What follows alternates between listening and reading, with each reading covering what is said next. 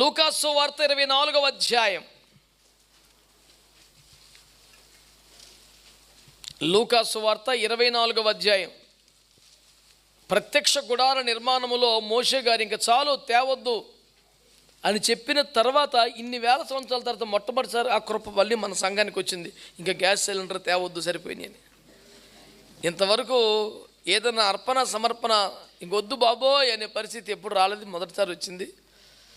ఎక్కడెక్కడి నుంచి సిలిండర్లు పట్టుకొచ్చి ఇంట్లో పెట్టేశారు. దేవునికి స్తోత్రం. దేశ రక్తమే జయం. కనుక ఇప్పుడు చూస్తూ ఉంటే మన వరవడి మా ఇసాక్ గారు పొదుపు ఎన్ని చూస్తుంటే ఇంకా కూటమైపోయి కూడా 2 సిలిండర్ మిగిలిపోయేలా కనబడుతున్నాయి. దేవునికి స్తోత్రం కలుగును గాక. ఆయన తగ్గ వాళ్ళు కుడి ఎడమలకి ఇద్దరిని పెట్టాడు. ముంబై నుంచి ఒకరిని, కడప నుంచి ఒకరిని యేసు ప్రభు వీళ్ళిద్దరు కలిసి మామూలుగా అల్లాడించేస్తున్నారు కోటలు. కానీ అసలు రాళ్ళు మరి ఉడకబెట్టేసే పరిస్థితిలో ఒక్కొక్కసారి దుంపలు కూడా ఉడకబెడతలేదు. ఎందుకు చెప్పానంటే గ్యాస్ అయిపోద్దని తొందరగా ఆపేస్తున్నారు. అది మీరు వాళ్ళని విమర్శనాత్మకంగా చూడకండి, నేను వాళ్ళకి సపోర్ట్ చేసి కాంప్లిమెంట్ ఇస్తున్నాను. ఇంకాసేపు ఉడకబెడతా పెద్ద కష్టం ఉంది కానీ గ్యాస్ అయిపోద్దని.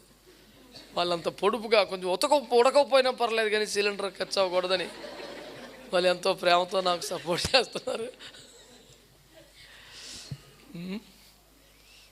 నిన్న మా వాడు కట్ట చేసాడంటే అది కరకట్ట ఎక్కేసిందని చెప్పాడు మావాడు. దేవునికి స్తోత్రం. చూడాలంతా కరకట్టలే కదా. కనుక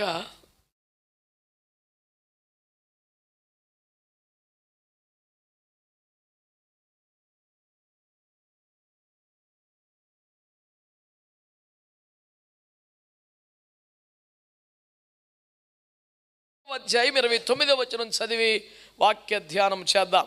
వారు సాయంకాలము కావచ్చినది, ప్రొద్దు గ్రుంకినది, మాతో కూడా ఉండుమని చెప్పి ఆయనను బలవంతము చేసిరి గనుక ఆయన వారితో కూడా ఉండుటకు ప్రభువైన యేసుక్రీస్తు వారు మరణమును గెలిచి తిరిగి లేచి పునరుద్ధానుడైన తర్వాత 40 రోజులు తను ఈ లోకములో సజీవునిగా అనేక రుజువులతో నిరూపించుకుంటూ మహిమ కలిగిన సేవలు చేసిన విశేషాలను ధ్యానం చేస్తున్న క్రమంలో ఈ సందేశానికి వచ్చాం. అనేక మంది ఇశ్రాయేలు ప్రజలు ఎంత తిన్నా పరగడుపు వేసి పెట్టినట్టు ఏం చేశాడు మాకు అన్నట్టు, ఎన్నిసార్లు చెప్పినా ఎంత విన్నా ఇంకా కొత్తగా అవునా అన్నట్లుగా చూస్తూ ఉండే అద్భుతమైనటువంటి ప్రదర్శన చేయగల భక్తులు ఉన్నారు. కనుక లింక్ ఫెయిల్ అయిన ఫేస్ కనపడకుండా ప్రతిసారి లింక్ చెప్తున్నాను. దేవునికి స్తోత్రం. ఏమిటా లింకు? యేసు మరణము గెలిచిన తర్వాత 40 రోజుల పాటు తను సజీవుడిగా ప్రమాణములు రుజువులతో అగపరుచుకుంటూ ఆరోహణమైపోయే లోపు బైబిల్లో సంఘ చరిత్రలో అత్యంత కీలకమైన ఈ 40 రోజుల పునరుత్థాన విజయోత్సవాల పేరిట మనము ధ్యానం చేస్తున్న సందేశాల సరళిలో చూడమ్మా, ఎవరో జ్వరపడ్డారు కొత్తగా. మంచి ప్రసంగంలో సంగీతం వినిపించేస్తున్నాడు. దేవుని స్తోత్రం.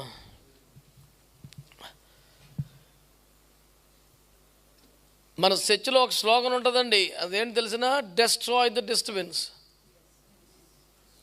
చిన్న కంట్రోల్ చేస్తాం కాదు, అవతల పడేస్తాం. యేసు రక్తమే జయ. హల్లెలూయా. ఆమె అంటే మీ సొమ్మేం పోతుందిరా, కొత్తగా శాతపడి ప్రాక్టీస్ చూస్తుంటారు నమ్మకం. ఇంకా యేసుక్రీస్తు ప్రభువు వారు పునరుద్ధానుడైన తర్వాత ఆజ్ఞాపించినవి కానీ, హెచ్చరించినవి కానీ, బయలుపరిచినవి కానీ, చేసినవి కానీ, చూపినవి కానీ ఇత్యాది విషయములన్నీ చర్చిస్తూ ధ్యానిస్తున్న సందేశాల సరళి ఇది. ఇందులో ఈ పూట పునరుద్ధానుడైన యేసుక్రీస్తు ఎమ్మాయి మార్గములో వెళుతూ 2 సహోదరులతో మాట్లాడి వారికి సత్యమును బయలుపరిచినటువంటి ఒక సన్నివేశంలో ఈ మాట బయలుపరచబడింది. ఏమిటా మాట అంటే, ఈ పూటకి మాతో ఉండమని ఆయనను వేడుకొని బలవంతము చేసిరి గనుక వారితో ఉండుటకు ఆయన లోపలికి వెళ్ళెను అని వ్రాయబడింది. ఈ రోజున మనము ధ్యానించవలసిన ఖచ్చితమైన మాట, పునరుత్థానుడు మన మధ్యలో సంచరిస్తున్నాడు. ఆయన మన సందేహాలు తీర్చడానికి, మన విశ్వాసాన్ని బలపరచడానికి, మన కన్నులు తెరిపించడానికి, మనల్ని బలపరిచి తనకు సాక్షులుగా మార్చడానికి అనేకమైన ప్రమాణములతో, రుజువులతో మన మధ్యలో సంచరిస్తున్నారు.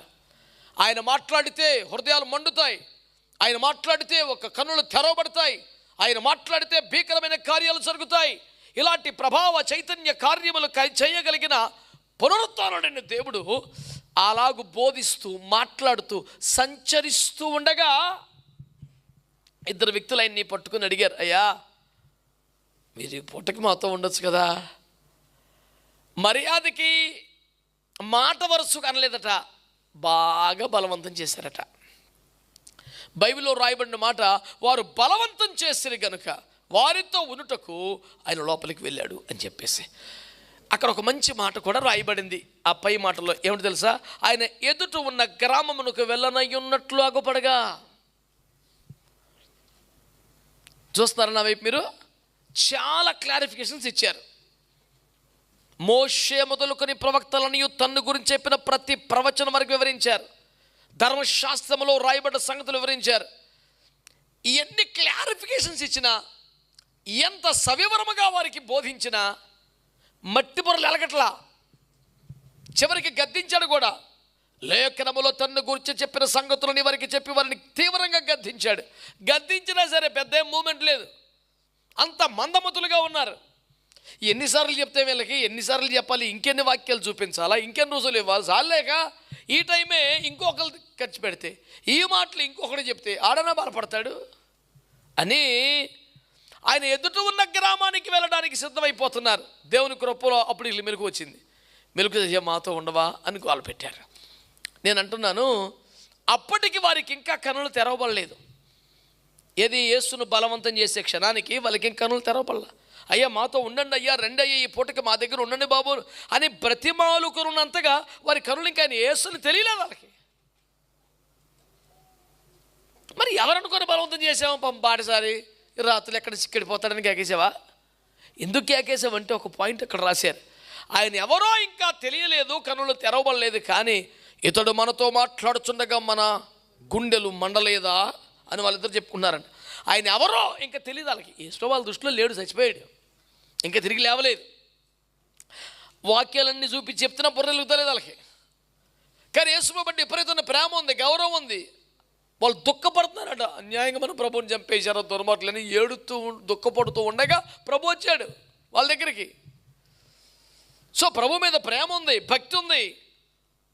ఆయనను తలుచుకొని దుఃఖపడేంత విశ్వాస సంబంధమైన హృదయం అన్నీ ఉన్నాయి.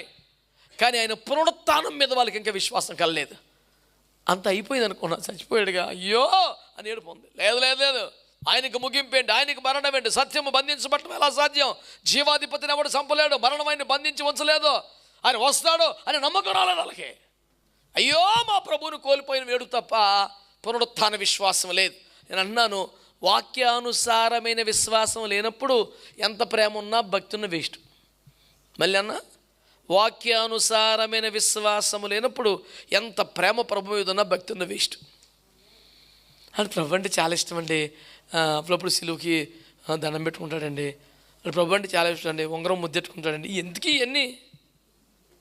ఆ రోడ్డు మీద వెళ్ళేటప్పుడు ప్రభువునే తలుచుకొని ఏడిచేస్తున్నాడు. కానీ మెప్పు లేదు, ఆశీర్వాదం లేదు. ప్రభువుని గద్దించాడు పట్టుకొని.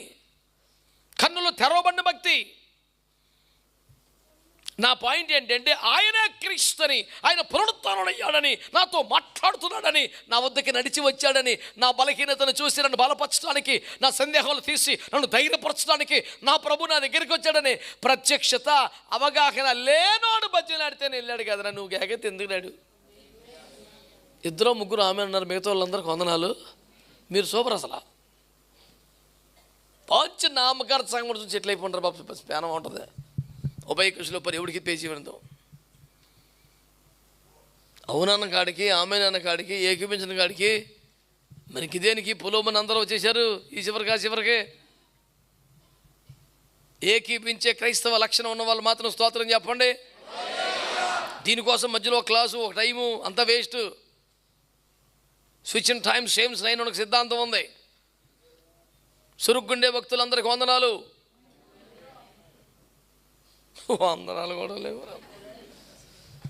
దేవునికి స్తోత్రం కలుగునుగాక.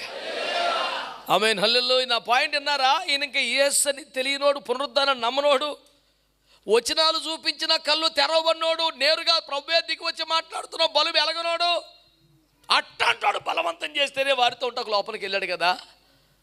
నువ్వు ఆయన పునరుద్ధానం నమ్ముతున్నావు, ఆయన సంచారం నమ్ముతున్నావు, ఆత్మ కార్యాలు నమ్ముతున్నావు, ప్రతి మాటను అర్థం చేసుకుంటున్నావు, పరిచయలో పాలిభాగస్తులు అవుతున్నావు, దేవుని రాజ్య నిర్మాణంలో సహా దాసుడిగా మారిపోతున్నావు. ఇన్ని చేస్తున్న నువ్వు కానీ బలవంతం చేయగలిగితే నిన్ను దాటిపోగలడా అని జవాబు చెప్పండి నాకు. నిన్ను దాటిపోగలడా? నేను అంటున్నాను, మరి ఎందుకు జరుగుతుంది ఎలాగా? నీతో ప్రభు ఎందుకు లేడు? నీ గదిలో ప్రభు ఎందుకు లేడు? నీ మోకాలు ఇచ్చినప్పుడు ఎందుకు సన్నిధి రావటం లేదు? నువ్వు ప్రార్థన చేస్తే జవాబు ఎందుకు రావట్లేదు? ఆరాధిస్తుండగా ఒక బలమైన దైవ సన్నిధి కుమ్మరించబడి దేవదూతల పరిచయం అనుభవించి పరలోక ప్రత్యక్షతలు పొందుకొని జరగబోవు సంగతుల దర్శనం పొందుకొని ఒక దైవిక అనుభవాన్ని నువ్వు ఎందుకు పొందలేకపోతున్నావు అంటే నీకు భక్తి లేక, నీకు విశ్వాసం లేక, సరుకు లేక, సబ్జెక్ట్ లేక కాదు, బలవంతం చేసే పాట లేక. బాధపడిందా? ఏదో నీ ప్రభు నిశ్చిత్తం అయితే రండి ప్రభు, మనకి అంత బలవంతంగా ఎందుకు వస్తాడు? చిత్తమైతే ఎప్పుడు పడితే అప్పుడు ఎవరు పడతాడు పిచ్చికి వాడేస్తున్నారండి. పెళ్లి సంబంధానికి వెళ్తా వీడు కులం చూసుకొని బయలుదేరి కట్నం ముందే మాట్లాడేసుకొని లోక సంబంధమైన విగ్రహారాధన ఆచారాలు కూడా ముందు మాట్లాడేసుకొని ఈ దరిద్రం అంతా సెట్ చేసేసుకొని అందులో ఏదైనా దేవుని చిత్తమా? మాట్లాడరా? మీ సైలెన్స్ మెయింటైన్ చేస్తే సత్యం అసత్యం, అసత్యం సత్యం అయిపోదో. తెలివితేటలు నా దగ్గర కుమ్మరించేకండి మరి. ఏమండి, ఇన్ని రకాలుగా దేవుని చిత్తానికి వ్యతిరేకమైన ఫిక్స్ చేసేసి మళ్ళీ ప్రార్థన, ప్రభు నీ చిత్తం అయితే మరి చిత్తం అయితే అది మొత్తం క్యాన్సిల్ అయిపోవాలి కూటమి ఇప్పుడు. అలాగే అవ్వకూడదు. అంగరంగ వైభవంగా ఆకాశమును అంటున్నట్లుగా హల్లెలూయా జరగాలి. ఏది? దేవుని చిత్తం. కానీ మరకట్న పిశాచి, కుల దురాత్మ అంటే ఈ వివాహంలో ఏం కనపరచబడాలి? వరకట్నం అనే దురాచారము కనపరచబడాలి. ఈ కూటములు ఎవరు బాగా వాడబడాలి? కులం అనే దయ్యం బాగా వాడబడాలి. అది క్వాలిటీ అంటే. విన్నావా? దానికోసం మనమందరం ఏం చేయాలి? మళ్ళీ భారము కలిగి ప్రార్థన చేయాలి. నువ్వు ప్రార్థన చేయమంటే ఏమని చేయాలి? అయ్యా ఇది జయించలేకపోతున్నాను, నా వల్ల అవుతలేదు, మా జనం ఎక్కువైపోయారు, నా బలం సరిపోతలేదు, నేను ఇలాంటి దురాచారాలు చేయకూడదు, ఇలాంటి అన్యాచారాలు పడకూడదు, నేను రోషం కలిగిన వ్యక్తిగా ఉండాలి, ఉపదేశంలో ఉండాలి, సహవాసంలో ఉండాలి, ఓ సాక్షిగా నిలబడాలి, రోషం గల క్రైస్తవ వీరుడిగా ఉండాలి. నా కోసం ప్రార్థన చేయమంటే తినే నా అవతలం మరి చేసేస్తాం కదా ప్రార్థన. అలా చేయకుండా పాస్టర్ గారు మీరు భోంచేయండి, కానీ ఈసారికి కొంచెం ఇవన్నీ బాగా జరగాలని ప్రార్థన చేయండి. నువ్వు దేవుని చిత్తం అనే పదం ఎక్కడ వాడేస్తున్నావురా? నాకు వచ్చిన బాధ అది.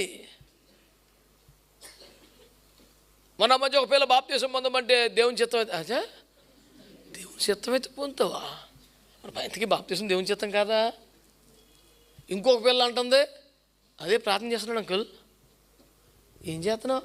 బాప్తీసం పొందనా వద్దని ప్రభుని అడుగుతుందంట. ఇప్పుడు SMS ఎట్టాలి ఈ పిల్లకి? పొందే బిడ్డ. మరి ఎందుకంటే నిన్ను వచ్చిన వాళ్ళు నమ్మదు. కొంతమందికి పరిశుద్ధంగా వాక్యం అంటే దేవుడేనా కదా? వాక్యము దేవుని వద్దుండును, వాక్యమే దేవుడు కదరా అబ్బాయి. వాక్యం చెప్తే దేవుడు చెప్పినట్టు కాదంట, కళ వస్తే దేవుడు చెప్పినట్టు. ఆ కళ్ళలో కూడా ఇలా చచ్చిపోయిన తాతమ్మ చెప్పాలి వీడికి, మనవడా పొందేరా అంటే గత రాత్రి దేవుడు నాతో మాట్లాడి చూపించాడండి ప్రభు. సన్నాసి రకం క్వాలిటీ అది. దర్శనాలు కరెక్టే, స్వప్నాలు కరెక్టే, కళలు కరెక్టే, అన్నీ కరెక్టే, వాక్యం కన్నా కరెక్ట్ అనుకోవడం తప్పు. ఇలా మాట్లాడరేంటి ఇప్పుడు? మీరు కరెక్ట్గా స్పందించాలి. దొంగ సైలెంట్గా ఉండకండి, నాకు చిరాకు వచ్చేస్తుంది. రోషానికి క్వాలిటీకి సంబంధించిన పనులు గుంభనంగా ఉండిపోకండి.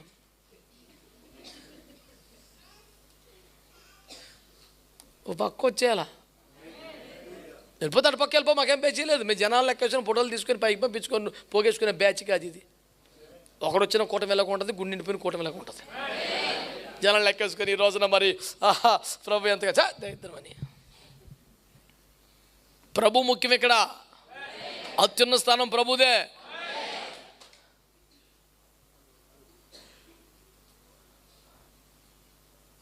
వ్యక్తుల భజనలు స్తోత్రాలు ఏమి ఉండవు సార్.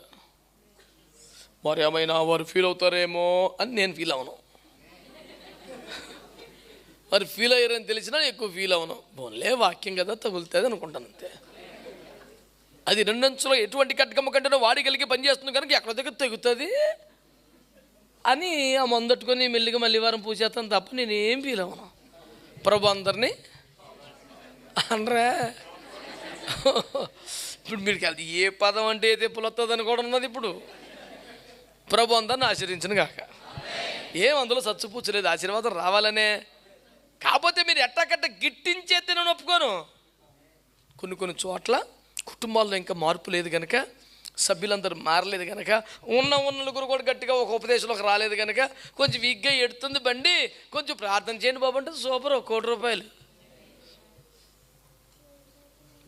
ఆ పని చేస్తాకే ఉన్నాం ఇక్కడ. ఇంక పని ఏముంది మాకు? అలా కాకుండా మరి ఏది ఏమైనప్పటికీ కూడా మరి ఎంతో ఘనముగాను ఏంటి సాక్ష్యం చెప్తుంది ఒక అమ్మ చర్చిలో. మనం చాలా దీనస్థితి అండి. అమ్మాయి పెళ్ళి ఎలా చేయాలని చాలా దుఃఖపడ్డామండి. అవతల చూస్తేనే 15 లక్షలు అడిగారండి. మా వల్ల అయితే కాదండి. దేవుడు ఎలా సాయం చేశాడు, 15 లక్షలు ఇచ్చేసామండి. ఇప్పుడు దేవునికి స్తోత్రం చెప్పనా? నేను కట్నం ఇచ్చినందుకు దేవునికి స్తోత్రం చెప్పనా? ఒకటి చెప్పాడు, లేదని మగపిల్లడికైతే చెప్పకూడదు కానీ ఆడపిల్లకి చెప్పాలన్నాడు. అదేంట్రా మర్మం అంటే, మరి ఆడపిల్ల ఒక గొర్రె పిల్లను కొన్నట్టు గేదెను కొన్నట్టు అంతలో పిల్లని కొనేసింది కదన్నా, ఎంత గొప్ప కార్యం అన్నా దేవుని స్తుతించాలి కదా అన్నాడు. నాకు అసలు నన్నే కంగు తినిపించావు కదరా, నువ్వు మామూలుగా లేవు. కట్నం విషయంలో మగపిల్లలకి స్తోత్రం చెప్పకూడదు కానీ ఆడపిల్లలకి చెప్పాలంటాడు వీడు. ఇది ఎక్కడ లాజిక్ అంటే, మరి అంతలో MBA చదివినోని, MCA చదివినోని, అంత ఉద్యోగస్తుని, అంత వ్యాపారస్తుని, అంత ఇల్లు భూమి ఆస్తి ఉన్నవాడిని, సమాజంలో పేరు ప్రఖ్యాతులు ఉన్నవాడిని గొర్రెపిల్లను కొన్నట్టు గేదెను కొన్నట్టు కొనేసిందంటే దేవుని కార్యమే కదా అన్నాడు. రవి ఇన్ని మర్మాలు నేను తట్టుకోలేనురా, నాకొద్దు. దేవుని గ్రూప్లో ఎప్పటికన్నా రోసం వస్తుందేమోనో నేను ఆశ. నేనేం అమాయకంగా మాట్లాడతలేదు, గురు చూసే కొడుతున్నాను. అన్యాపదేశంగా కాకతాళం కాదు, స్ట్రీట్గా. ఆ గొర్రె పిల్ల ఎవడో, ఆ గేద్దోడు ఎవడో,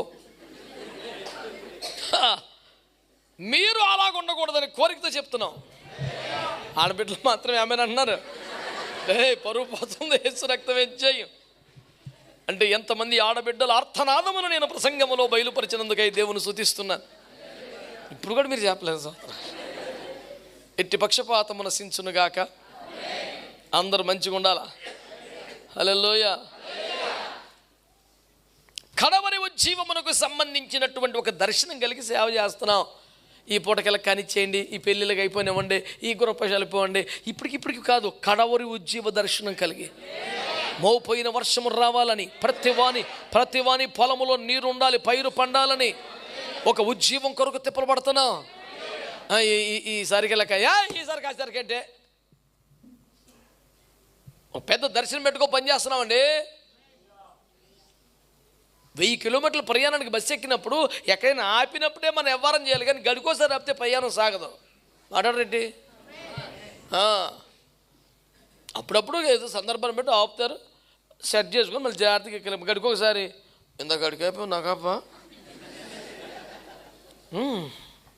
ఎప్పటికి వెళ్తాం గమ్యం. ఇలాంటి చిన్న చిన్న చూసిపోవాలి బండి అంతే. రయ్యమని పోతుంది రక్షణ బండి, అట్లుండాలి బండి. యెరూషలేము యాత్ర ఇది ఆనంద యాత్ర, ఎవరైనా కానీ భేదము లేదండి. పిలువు, రండి హో రండి రండి, రయ్యమని పోతుంది రక్షణ బండి. ఈ బండి నేను నలుగురు ఎక్కేసారి నిన్న సాయంత్రం, దేవునికి స్తోత్రం కలుగును గాక. రక్షణ పొందేశారు, దేవునికి స్తోత్రం. రయ్యమని వెళ్ళిపోతుంది బండి, కాకే పని లేదు. హల్లెలూయా. అంచేత ప్రభునందు ప్రియమైన దేవుని బిడ్డలారా, ఇలాంటి చిన్న చిన్న వాటిని జయించేయండి. దేవుడు బలపరుస్తాడు, దేవుడు మీ పక్షంగా ఉంటాడు. మా ఒళ్ళు ఒప్పుకోలేదంటే, ఇప్పుడు యేసుప్రభుని నమ్ముకుంటూనే ఒప్పుకుంటాడా? ప్రార్థనకి వెళ్తాను ఒప్పుకుంటారా? పరిశుద్ధంగా ఒప్పుకుంటారా? దేనికి ఒప్పుకోరు. మరి అన్నీ చేసేద్దామా? ఏంటో సైలెన్స్? చేయకూడదు. ప్రజలు ఒప్పుకోరు సార్. మనమే వాళ్ళని జాగ్రత్తగా ఒప్పించి దేవుని పనులు చేసేయాలి. అంటే మా వాళ్ళు ఒప్పుకోలేదు, మీ వాళ్ళు అసలు పరలోకం కూడా వద్దంటారు. ఇప్పుడు ఏం చేద్దాం? దేవుని ప్రేమతో సహించుకొని ఒప్పించుకొని జాగ్రత్తగా చేసుకెళ్ళిపోవాలా. అంతేగాని మరి మా వాళ్ళు ఒప్పుకోవట్లేదు కనుక మేము ఆ విధంగా వెళ్ళకూడదు. మాట్లాడరేంటి? దేవునికి స్తోత్రం కలుగునుగా.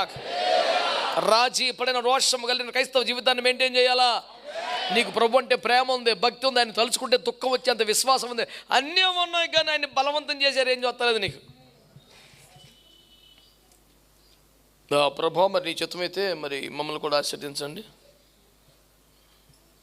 ఇప్పుడు అంత బాధ ఏం పట్టి ఉంది పరలోకానికి ఇప్పుడు నీ గురించి? నీ చిత్తమైతే బాబోయ్ ఏం చేయాలట అంటలా. ఈ రాత్రి మాతో కూడా ఉండమని వేడుకని బలవంతం నేను చెప్తున్నాను. ఆయన యేసని వాళ్ళకి ఇంకా అర్థం అవ్వలేదు. కానీ ఆయన మాటలు మాట్లాడడం లోపల ఏదో మంట వస్తుంది. ఈయన మాటలో ఏదో ఉందిరా, ఆయన మాట్లాడితే గుండెలు మండిపోతున్నాయి, ఇలాంటి వదిలిపెట్టుకోకూడదని ఆయన ఎవరో అర్థం కాని స్థితిలోని వాళ్ళే అంత చేస్తే ఆయన ప్రేమ తెలుసు, ఆయన మహిమ తెలుసు, ఆయన పునరుద్ధానం తెలుసు, ఆరోగ్యం తెలుసు, ఆత్మను పంపాడని తెలుసు. ఆయన కూడా లోపలికి వచ్చేసాడు. రేపో బాబు మళ్ళీ వస్తాడని తెలుసు, ఇల్లు కట్టేశాడని తెలుసు, గృహప్రవేశానికి వెళ్ళబోతున్న మహిమ తేజ గృహానికి అని ఇన్ని తెలిసిన నీవు ఇంకా బలం చేయకుండా నీ చిత్తమా అయితే ప్రభాని చిత్తమైతే నీ ఆత్మ చేత నింపము. కాస్ట్లీగా పలకటం, మంచి ఉచ్చారణ మెయింటైన్ చేయటం, ఖరీదైన పదాలు ఏరుకోవటం. మా నాన్నగారు చర్చలో కామరకోటలో ఒకటి ఉండేవాడు. ఏం సందర్భం లేకనా మరి గత వారంలో మరి ఒక గొప్ప సంఘటన. ఎందుకు ఆ పదం? ఏం సంఘటన? ఆ పదం బాగుంది కాబట్టి ప్రయోగించాడు. మైకులో మాట్లాడితే, సాక్షిలో మాట్లాడితే మంచి మంచి పదాలు కొన్ని వాడాలని ఫిక్స్ అయ్యాడు. అమ్మకి ఇంకంతే. అడవిడ ఉత్తరాన్ని చెప్పాను చాలాసార్లు మీకు. భగీరథని అమ్మ బాగుందా? భగీరథ. నాన్న ఎలా ఉన్నాడు? భగీరథ. చెల్లి ఎలా ఉందా? భగీరథ. పుత్రుడు 500 భగీరథలు ఉన్నాయంట. వాళ్ళకి అర్థం కాక అమెరికాకి ట్రంకాలు బుక్ చేసి ఫోన్ చేశారంటే ఏంటి ఈ భగీరథ అన్నీ అర్థమైనాయి కానీ అంటే ఏం లేదమ్మా కొత్తగా పరిచయం అయింది, పదం బాగుందని పెట్టాను అన్నాడు. ఈ మధ్య శుద్ధి లేదు అడిగి. అందరూ ఎలా ఉన్నారు? భగీరథ. మొత్తం అది భగీరథే. ఎందుకు రాది? బాగుందని వాడాడు అంతే. ఇంత అమాయకమైన సండే స్కూల్ భక్తి చేయకండి. ఆయన పునరుత్థాడు, మహిమ కలిగిన వాడు, మన మధ్యలో సంచరిస్తున్నాడు.